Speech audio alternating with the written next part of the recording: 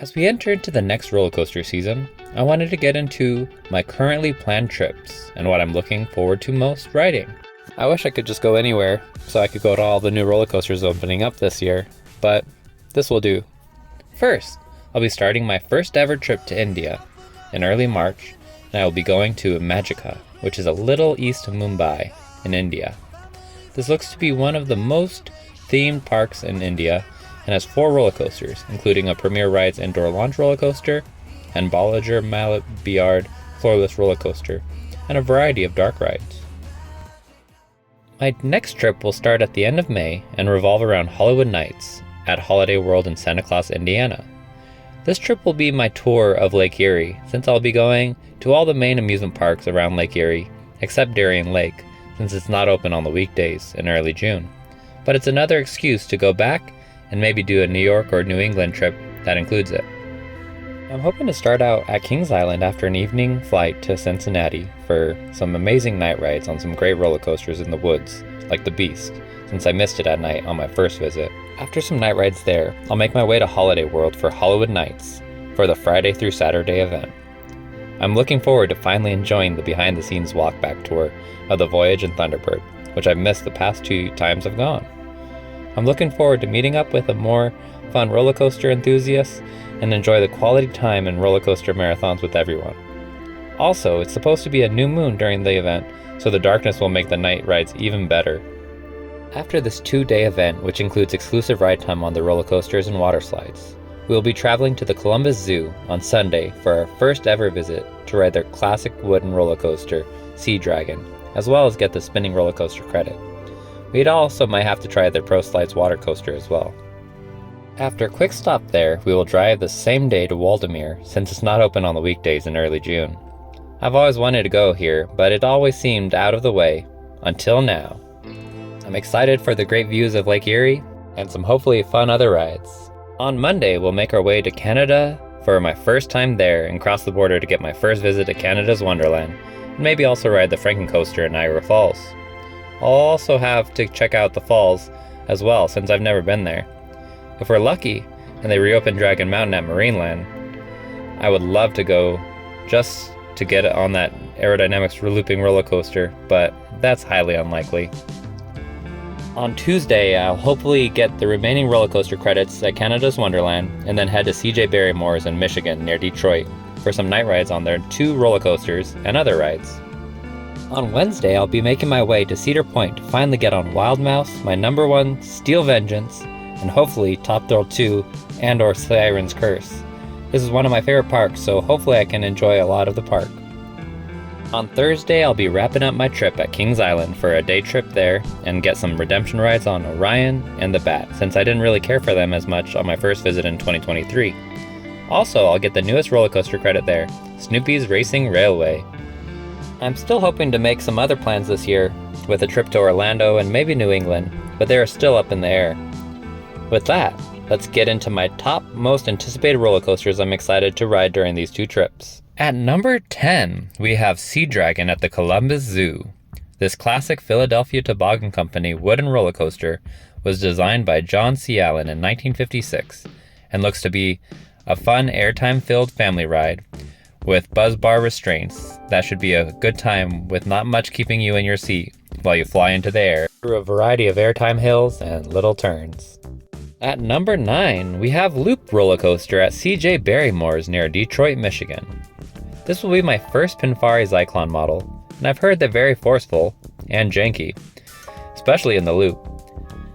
These kinds of rides always surprise me, and I'm hoping that this one does too. At number 8, we have Nitro at Magica near Mumbai, India. This 2013 Balajar and Malabiyard floorless roller coaster looks to have a unique layout and should be fairly forceful and smooth, but doesn't look like the best ride in the park. That I'm saving number 7 for what I'm thinking will be a better ride at Magica, Deep Space, a 2013 Premier Rides indoor launch roller coaster. Although this will be slower and 2 lessened versions than Flight of Fear clones at the Kings Island and Kings Dominion parks, I think this will be a more well-executed and updated version with a slightly different theme. The Skyrocket trains and LSM launch should make this a more comfortable and potentially faster feeling launch than the Flight of Fear clones. At number 6, we have Ravine Flyer 2 at Waldermere in Erie, Pennsylvania.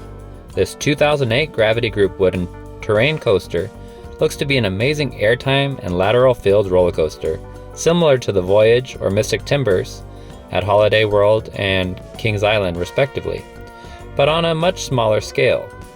I've always wanted to go to this park but never had the chance, so I made it a priority for this 2025 trip. I'm definitely hoping it does not disappoint, as I've heard a lot of praises from the roller coaster enthusiast community on this roller coaster. At number 5, we have Behemoth, a 2008 Bolliger & Mabillard hypercoaster. This roller coaster looks like it has some great elements, including a fun helix and a little airtime at the end of the ride, like my favorite hyper thus far, Goliath's at Six Flags Over Georgia. So I'm excited to be able to enjoy a barrage of airtime on this machine and call it my Behemoth. At number 4, we have Leviathan, a 2012 Bolliger & Mabillard Giga Coaster. This means it has a drop of 300 feet or more.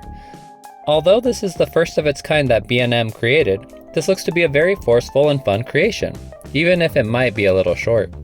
It's also exciting since it will be the completion of my Giga roller coasters in all of North America. I think the sense of speed and height will be the thing that edges this out with Behemoth. At number 3, we have the new for 2025, Alpen Fury. This premier launch roller coaster with 9 inversions looks like it will pack a punch and be a lot of fun with some good whippy inversions and airtime.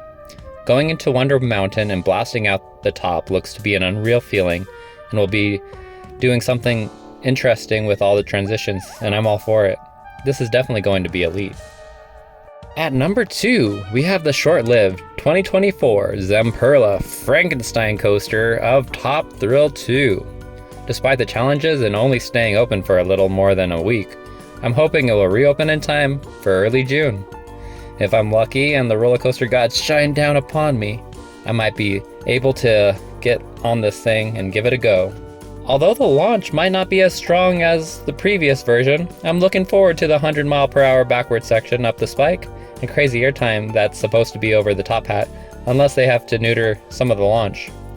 This could be a big flop, or just alright, so we shall see what happens in June. At number 1, I have Siren's Curse. This new-gen Vekoma tilt coaster looks amazing as it will hang over the midway and go through some very fast inversions. I'm especially excited for the crazy-looking twisted drop and the first tunnel in Cedar Point's history. This is also up in the air, so we'll see if I get it for it to open in late spring for pass holder previews or something. With that, this will conclude my top 10 anticipated roller coasters this year. Of course, I would love to go to more parks for a new opening this year like Repterra, Ratha Rakshasa, and many others. But we'll have to see what's in the cards for me this year, as the roller coaster enthusiast struggle of coasters to money ratio is always an uphill battle. And with that, this has been CoasterKev, and I'm coasting out. Bye.